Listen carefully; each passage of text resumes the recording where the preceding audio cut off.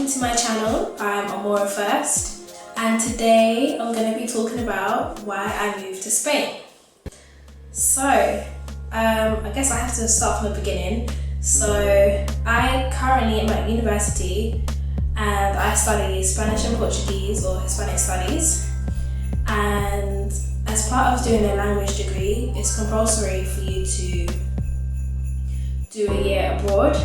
And so the options for you to do a year abroad are you can go to a university for a year, or you can find your own work placement, or you can do a teaching assistantship, which is what I've chosen to do.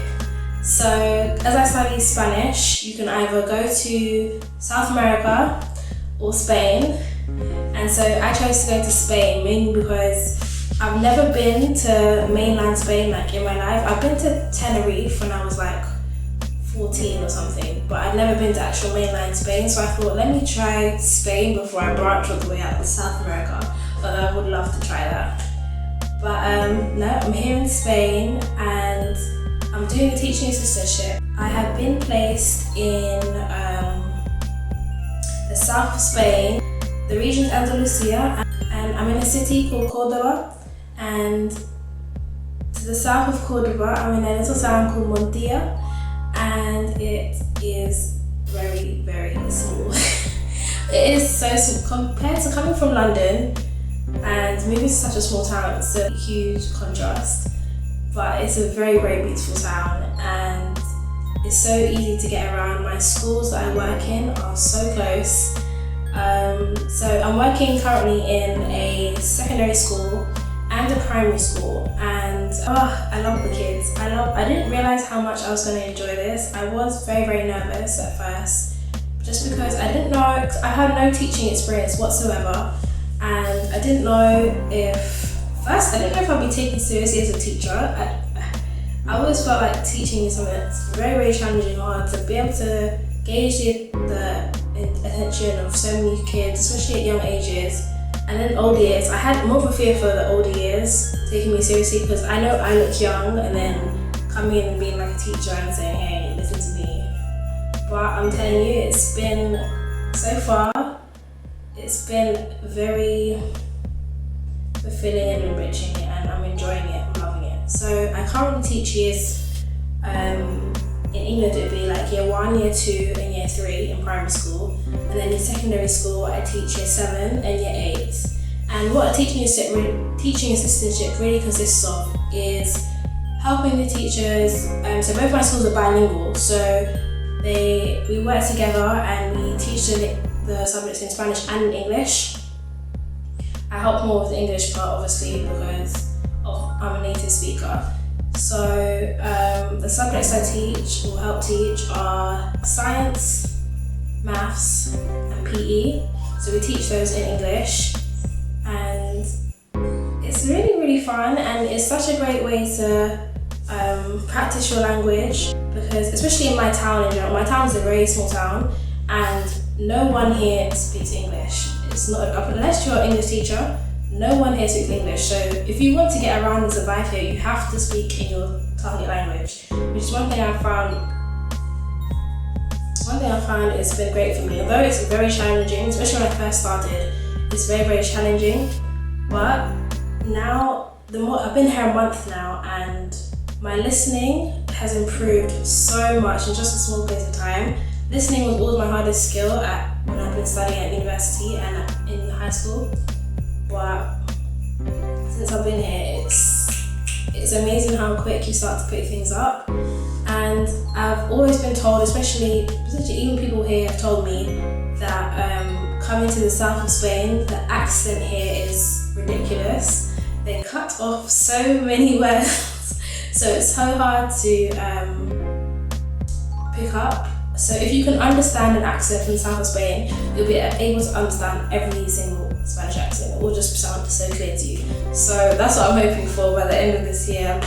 My listening is just gonna be amazing. Why I chose to do the British Council Teaching Assistantship really was because university, I didn't feel like that would be much of a challenge for me. I feel like I could have easily just got away with not really practicing my Spanish as much as I should. and I knew that if I forced myself out in an environment like this in a small town where I'd have to always be using the language, I know I'd push myself more and I'd really want to become fluent, so this seemed like the best option for me. The downside to this could probably be that there's no one, because I'm in a small town, there isn't anyone else that's doing this assistantship in my town, so I literally am here by myself, as in I'm forced, but then it just means that I'm forced to make friends with the locals, which is again more practice for your language and getting more involved in the culture. So because I'm working as a teaching assistant, my hours aren't that long, so you get so much time for you to travel and explore. And so you always get a day off, which is in the week, so you work basically 4 days a week.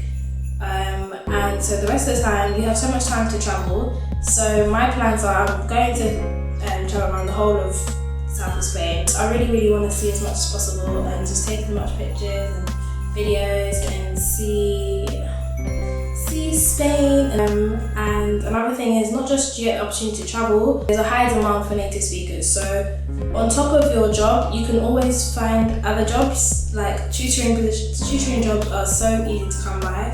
People are going to automatically, as soon as people know that you speak English, especially my town is small, so people just knew straight away anyway. And then once they knew, it's like, oh my god, you're the girl that speaks English, can you do this, can you help my daughter, can you help my neighbour, can you help my sister? Everyone wanted someone to tutor with. And it got to a point where I couldn't even take on other people. I had this notebook was filled with names and numbers of all the people that wanted to have tutoring sessions, and I tried my best to fit in as much as possible, but I still wanted to keep my weekends, so my free weekends, so I could travel. So I had to decline some people, but it's just extra money. If you're trying to save for anything, or if you're money motivated, this is a great pocket money extra bit for you to go towards your traveling or anything else you want to go towards. And that is another reason why I chose to do the teaching assistantship, because it's paid and you're gaining experience at the same time. Uni for me, I felt like I didn't really want to be studying again. I really wanted to take, because when I come back from my year abroad, I'm going to have to do my final year, dissertation, all of that. So I wanted a year where I could have time to chill out and try something different, completely new. I just want everything to really be new to me. So this is really, and it's I can't lie to you, not every day is amazing and great. There are some days where you're just like, how am I still doing this? Or you really miss home, but you realise when you're gonna get the chance to do this again. So far I'm loving Spain. Another thing is the great weather.